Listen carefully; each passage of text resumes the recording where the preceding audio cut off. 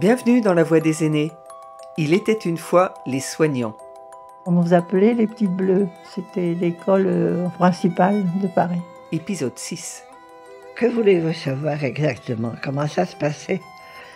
Dans le temps, on pouvait faire ses études d'infirmière en 2 ans. Après-guerre, il est possible de faire ses études dans une école de la Croix-Rouge, dans une école publique comme celle que fera Olga à la Salpêtrière, ou une école confessionnelle comme celle où Christiane fera ses études en Belgique. Il faut avoir 18 ans pour s'y inscrire. Christiane est pressée. J'ai pu entrer 1 an plus tôt pour me mettre dans le bain et pour ne pas rester à la maison inutile, ne rien faire. J'ai fait cette année préparatoire et que ça m'a beaucoup aidé.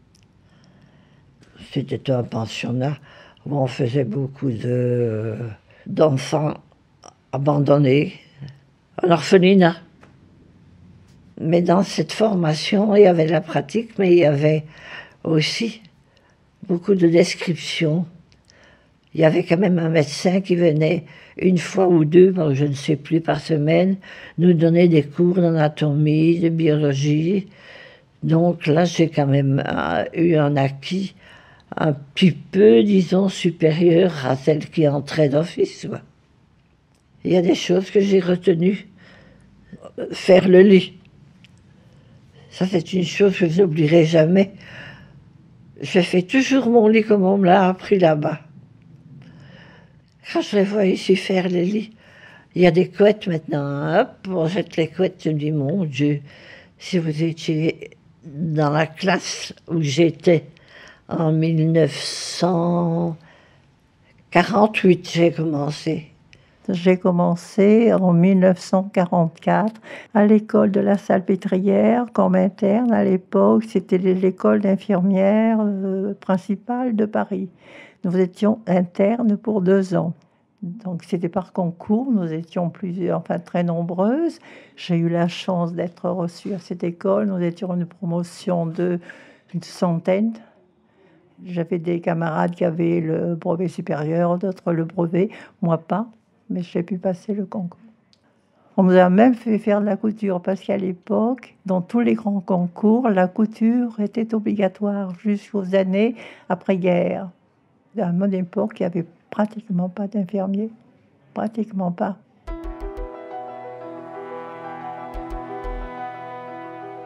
Si vous êtes un homme, il y a une solution pour devenir infirmier.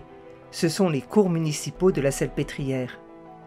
Ils ont été ouverts en 1878, plusieurs années avant l'école des Petites Bleues.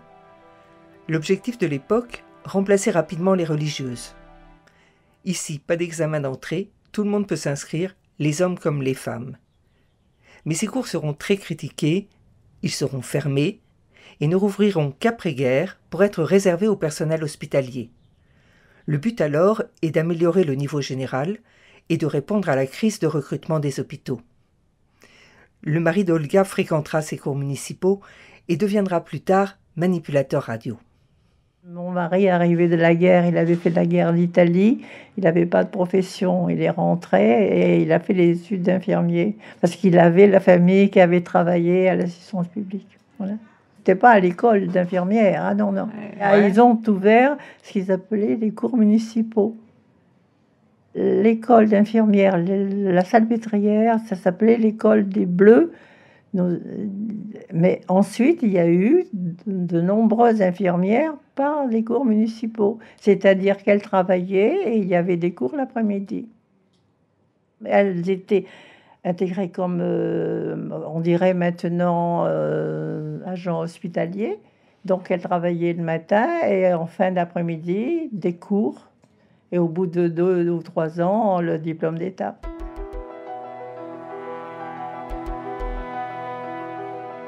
Les premières écoles d'infirmières apparaissent à la fin du XIXe siècle. À l'hôpital, en France, jusqu'en 1946, le personnel laïque est appelé infirmier, qu'il soit diplômé ou non diplômé. On entend aussi dans les couloirs les termes servante, servant. En 1946, l'année où Olga obtient son diplôme, tout change. Seules les infirmières diplômées pourront prétendre à ce titre. Comment nommer alors toutes ces infirmières qui travaillent à l'hôpital sans le moindre diplôme? On organise des cours, des examens, on fait tout pour favoriser l'accès aux fameux diplômes. On attribue même des autorisations dérogatoires d'exercer sous ce titre. Mais cela n'est pas suffisant. Elles sont encore trop nombreuses, celles qu'on ne sait plus comment appeler. Celles en particulier qui secondent les diplômés. En 1949, on les appellera des aides-soignantes. 10 ans plus tard, un certificat d'aptitude, le CAFAS, sera nécessaire pour exercer le métier d'aide-soignante. Simone est embauchée à l'hôpital au début des années 60. Je suis rentrée pour faire le ménage, évidemment, puis on était en train de faire des formations d'aide-soignant. Alors, on m'a dit, si vous êtes encore jeune, vous pouvez la faire. Hein. Et j'ai fait la formation d'aide-soignante. J'en étais bien contente. Bien contente. Tout à fait, au début, j'étais dans le service de... quand il y a des épidémies, comme on appelle ça.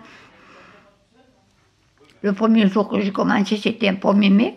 J'ai aidé à habiller une jeune décédée de 20 ans. Et on m'avait mis avec une aide-soignante qui avait déjà son grade. Et je l'ai écoutée, j'ai fait. La directrice, la surveillante, m'avait fait des éloges. Elle me dit, on est content de votre travail.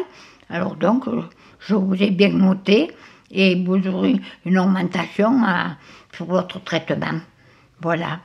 Au début, je vous dirais que je n'ai pas trouvé bien mon sommeil. Parce que habiller quelqu'un pour la première fois, quand vous n'avez pas l'habitude, que vous êtes...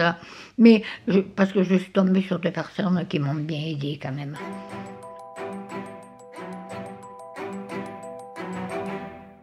Les morts, elles m'en ont toutes parlé. Infirmières, aides-soignantes et médecins. Anne-Marie raconte. Et quand il y avait un décès, le matin, on arrivait, il y avait 2 paravents, on avait isolé le lit. On savait qu'à l'oreille un paravent, on se disait, bon, il y a eu un décès. Donc, toute la nuit, il y avait les aides-soignantes, il y avait une soignante qui faisait la nuit, qui préparait le corps, enfin, Et le matin, on appelait les ambulanciers pour aller à la morgue. Et je ne sais pas pourquoi, on demandait toujours à la stagiaire de suivre. Et alors, les gens qui venaient pour se faire soigner, ils savaient qu'il y avait un corps. Et ils se décoiffaient. Alors, moi, j'avais l'impression de suivre un membre de ma famille.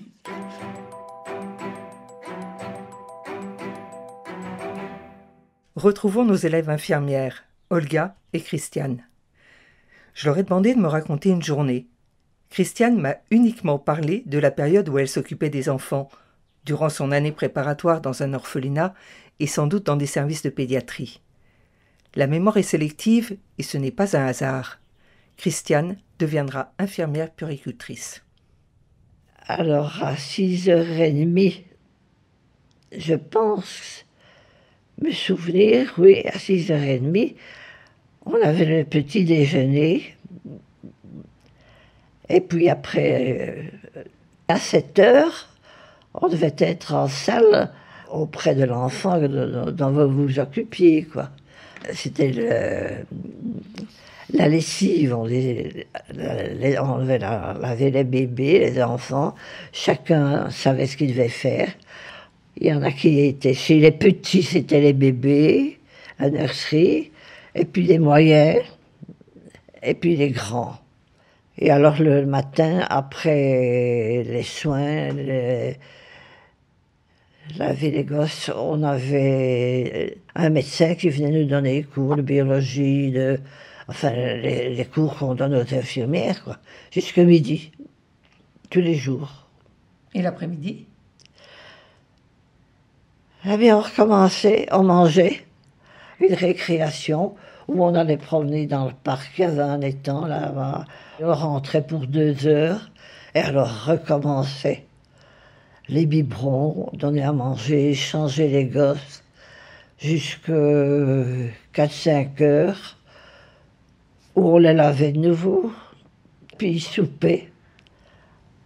Et ils allaient au lit. À 7 heures, ils étaient au lit. L'infirmière de nuit arrivait vers 7 heures ou 8 heures, quelque chose dans ce genre-là. Et une journée était vite passée. J'étais dans le privé. À Namur, j'ai fait mes études d'infirmière à Sainte-Élisabeth. Alors on avait des monitrices laïques. Je peux le dire, des vaches. Oh, elles étaient infernales. Un lit mal fait. Ah, vous aurez un jour de congé en moins. Dans le fond, les laïcs étaient plus méchantes, non. C'est pas juste plus exigeantes que les religieuses.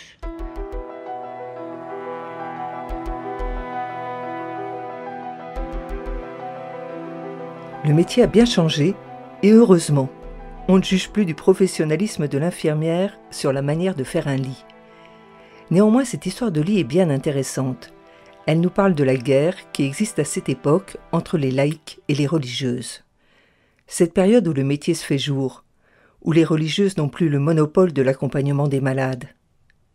Certains médecins, qui souhaitent des auxiliaires compétentes et professionnelles, revendiquent même leur anticléricalisme, comme le docteur Bourneville. C'est lui qui est à l'origine de l'école des Bleus que suivra Olga. Donc nous partions à 8h du matin jusqu'à midi en stage et de 2h à 6h les cours.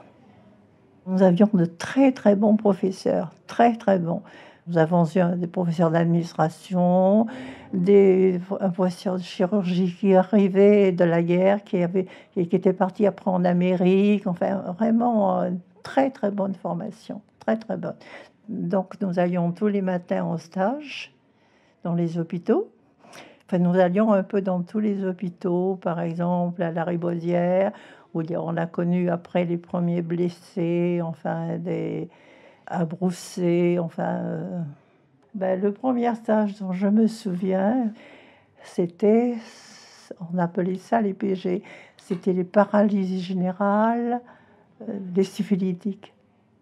Donc, ils ne bougeaient absolument pas. Il fallait les moucher, les faire boire. Ils ne bougeaient pas un membre, rien. Alors, quand nous avions 20 ans, ça a été quelque chose de très important, très important. Après, nous avons eu tous les déportés qui sont arrivés avec le typhus. Donc, un jour, on nous a dit, on vous vaccine contre le typhus. Bon. Après, nous nous sommes trouvés avec beaucoup de décès. Nous aidions à faire les déjeuners le matin, les toilettes, les shampoings. Enfin, nous n'avions pas Petite Bleue, on ne distribuions pas les médicaments, nous faisions les pansements. Olga et Christiane me parleront toutes deux de l'internat, de ces premières années loin de leur famille. Moi, j'aimais bien l'internat. On avait chacun notre petite chambre. Hein. Ce qui était déjà exceptionnel. Moi, je lisais. J'ai toujours adoré lire. Et je lisais, ou bien on jouait parfois aux cartes, au nain jaune. Ça, je me rappelle de ce nain jaune. Parfois, on tricotait. Si on avait envie d'une écharpe, on se faisait une écharpe. C'était varié. C'était varié. Sauf l'obligation d'aller à la messe le matin. Tous les matins. Il fallait trouver une bonne excuse pour pouvoir rester au lit. Hein.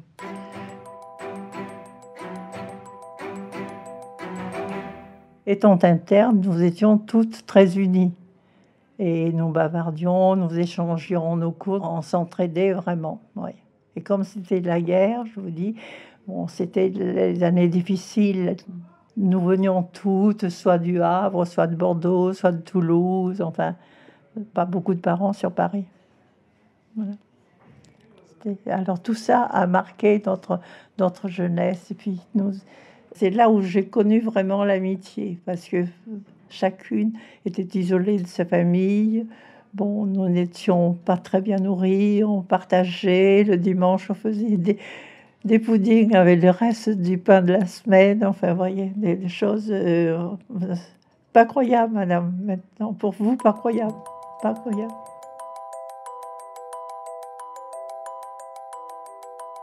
Olga, Christiane, Anne-Marie et Simone vivent aujourd'hui en maison de retraite en France et en Belgique.